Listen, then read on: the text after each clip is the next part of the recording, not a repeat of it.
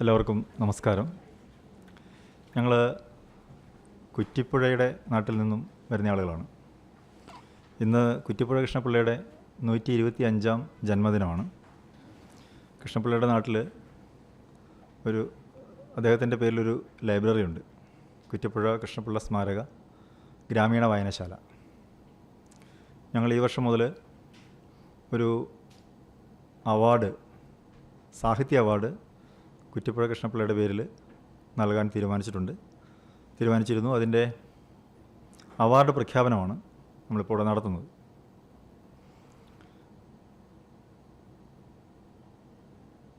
കുറ്റിപ്പുഴ കൃഷ്ണപിള്ള ഇന്നത്തെ കാലത്ത് ഏറ്റവും കൂടുതൽ പ്രസക്തമായ ഒരു വ്യക്തിയും അദ്ദേഹത്തിൻ്റെ സംഭാവനകളും വളരെ പ്രധാനപ്പെട്ടതാണ്. അദ്ദേഹത്തിൻ്റെ സംഭാവന വളരെ പ്രധാനപ്പെട്ടതാണ്. നവോത്ഥാനകാല മൂല്യങ്ങളെ വളരെ ആഴത്തിൽ വേരോടിക്കുന്നതിന് ചിന്താപരമായും പ്രവർത്തനപരമായും പ്രയത്നിച്ചിട്ടുള്ള വ്യക്തിയാണ് കുറ്റിപ്പുഴ കൃഷ്ണപിള്ള. ഇന്ന് അദ്ദേഹത്തിൻ്റെ സംഭാവനകൾ ഏറെ പ്രസക്തമായതുകൊണ്ട് തന്നെ അദ്ദേഹത്തിൻ്റെ ആശയങ്ങളും ദർശനങ്ങളും കൂടുതൽ ഉയർത്തിപ്പിടിക്കുന്നതിന് വേണ്ടിയാണ് സാഹിത്യ മണ്ഡലത്തിൽ നിന്നും ഒരു അവാർഡ് ഏർപ്പെടുത്തിയിട്ടുള്ളത്.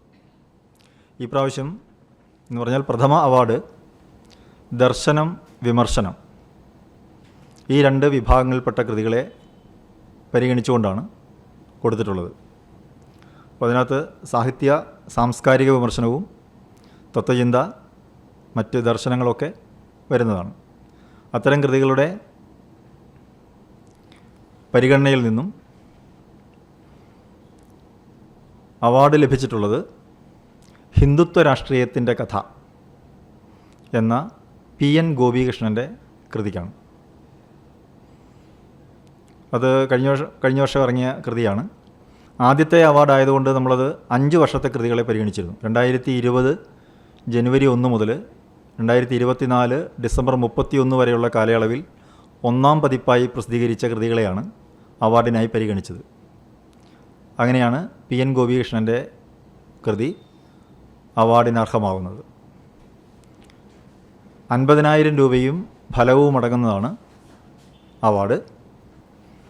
ഓഗസ്റ്റ് 21-ാം തീയതിയാണ് അവാർഡ് ദാനം. വായനശാലയുടെ വാർഷികവും അവാർഡ് ദാനവും ഒരുമിച്ചാണ് നടത്തുന്നത്.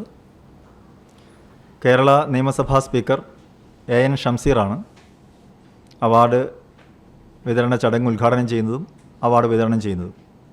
ആ ചടങ്ങിൻ്റെ അധ്യക്ഷം വഹിക്കുന്നത് കുറ്റിപ്പുഴയുടെ തന്നെ നിയമസഭാ മണ്ഡലത്തിലെ MLA-യും മന്ത്രിയുമായ P. രാജീവാണ്. P. രാജീവിൻ്റെ അധ്യക്ഷതയിൽ ചേരുന്ന യോഗത്തിൽ AN ഷംസീർ അവാർഡ് വിതരണം ചെയ്യും. എറണാകുളം MP ഹൈബി ഈഡൻ ചടങ്ങിൽ സന്നിഹിതനായിരിക്കും. ഇത്രയുമാണ് പ്രധാനപ്പെട്ട വിവരങ്ങൾ. അടുത്ത തവണത്തെ അവാർഡിനായി പരിഗണിക്കുന്ന സാഹിത്യ വിഭാഗം നോവലായിരിക്കുമെന്നാണ് ഇപ്പോൾ ആലോചിച്ചിട്ടുള്ളത്. ഓരോ തവണയും ഓരോ വിഭാഗത്തിൽപ്പെട്ട കൃതികളെയാണ് അവാർഡിനായി പരിഗണിക്കുന്നത്. അടുത്ത തവണ എന്ന് പറയുമ്പോൾ 2 വർഷം കൂടുമ്പോഴാണ് അവാർഡ് കൊടുക്കാനായിട്ട് ആലോചിച്ചിട്ടുള്ളത്. ഇപ്പം പ്രഥമ അവാർഡ് 2025 നൽകുന്നു. അടുത്ത അവാർഡ് 2 വർഷത്തിന് ശേഷമാണ് നൽകാൻ ഉദ്ദേശിച്ചിട്ടുള്ളത്. ഇത്രയുമാണ് ഇതുമായി ബന്ധപ്പെട്ട് പറയാനുള്ളത്. അവാർഡ് ദാന ചടങ്ങിൽ കുറ്റിപ്പുഴ അനുസ്മരണം നടത്തുന്നത് SK വസന്തൻ സാറാണ്. എല്ലാവർക്കും അറിയാം, പ്രൊഫസർ SK വസന്തൻ സാർ. ആയിരുന്നത് K. Sachidanandan, S. Sharadakutty, KC Narayanan, ഈ 3 പേരായിരുന്നു ഈ പ്രാവശ്യത്തെ അവാർഡ് നിർണയത്തിലെ ജൂറി അംഗങ്ങൾ.